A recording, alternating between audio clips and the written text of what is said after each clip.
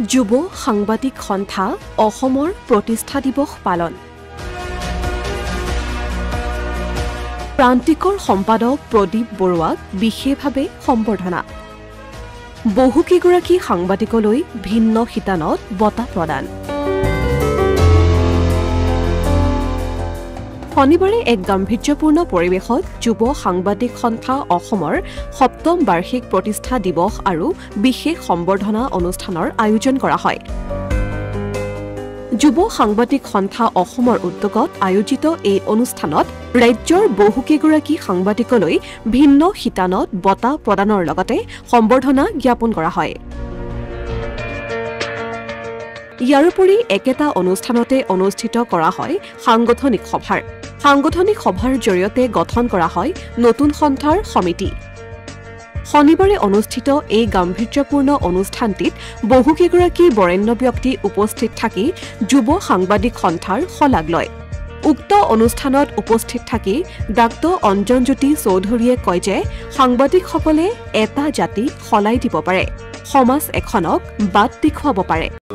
উপলব্ধি কৰিব পাৰিছো তেখেতসকলৰ কষ্ট, কিন্তু তেখেতসকলে আমি জানো যে সাংবাদিকসকলে এটা জাতি সলাই দিব পাৰে, সমাজখনক বাট দেখুৱাব পাৰে, সমাজ পৰিৱৰ্তন কৰিব পাৰে। গতিকে আমাৰ ইয়াতে আজি তেখেতসকলে এটা খুব ব্যতিক্ৰমী প্ৰয়াস কৰি আহিছে অতদিনে। ইয়াৰোপৰি উক্ত অনুষ্ঠানত প্ৰান্তিকৰ সম্পাদক তথা বৰেণ্য সাংবাদিক প্ৰদীপ বৰুৱাক বিশেষভাৱে সম্বৰ্ধনা জ্ঞাপন কৰে যুৱ সাংবাদিক সন্থাই। অনুষ্ঠানটিত বিশিষ্ট অতিথি হিচাপে উপস্থিত থকা প্ৰদীপ বৰুৱাই কয় যে সাংবাদিকসকল মৌমাখিৰ দৰে হ'ব লাগে, সমাজৰ ভালখিনিহে বাতৰি হিচাপে পৰিৱেশন কৰিব লাগে।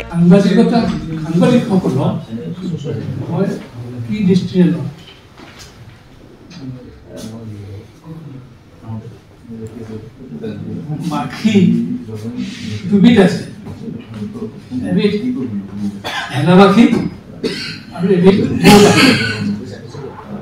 হেনা মাখিয়ে কৰে কি বিচাৰে আপোনালোকে জানে, আৰু মৌ মাখিয়ে কি বিচাৰে। সাংবাদিকসকল মাখি ঘূৰি ফুৰে, সবাই সকলো বিচাৰে।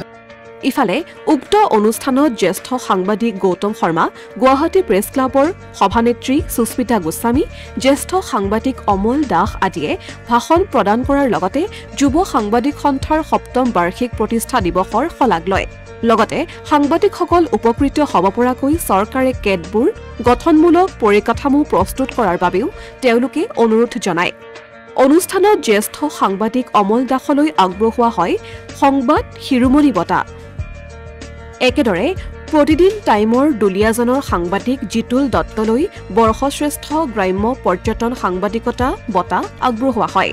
আনহাতে বিমল ভূষণ মহন্তলৈ বৰ্ষশ্ৰেষ্ঠ যুৱ সাংবাদিকতা বঁটা প্ৰদান কৰাৰ উপৰিও প্ৰান্তিকৰ সম্পাদক তথা বৰেণ্য সাংবাদিক প্ৰদীপ বৰুৱাক বিশেষভাৱে সম্বৰ্ধনা জ্ঞাপন কৰে যুৱ সাংবাদিক সন্থাই।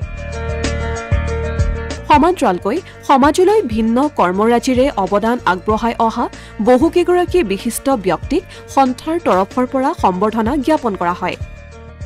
বিশেষ সম্বৰ্ধনা অনুষ্ঠানৰ পিছতেই অনুষ্ঠিত কৰা হয় সাংগঠনিক সভা।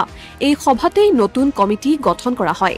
সেই অনুসৰি উপদেষ্টা পদত থকা ব্যক্তিসকলৰ ভিতৰত গৌতম শৰ্মা, ডক্টৰ কুমুদ দাস, পৰাগমণি আদিত্য, সুনীত কুমাৰ ভূঞা আদি। একেদৰে সভাপতি বুবুল হাজৰিকা, উপ সভাপতি ৰূপাংকৰ ডেকা আৰু পল্লৱী কলিতা, কাৰ্যকৰী সভাপতি কাঞ্চনজ্যোতি গোহাঁই, সম্পাদক ঋতুপৰ্ণ চক্ৰৱৰ্তীক লৈ নতুন সমিতিখন গঠন কৰা হয়। Asomiya Pratidin digital desk.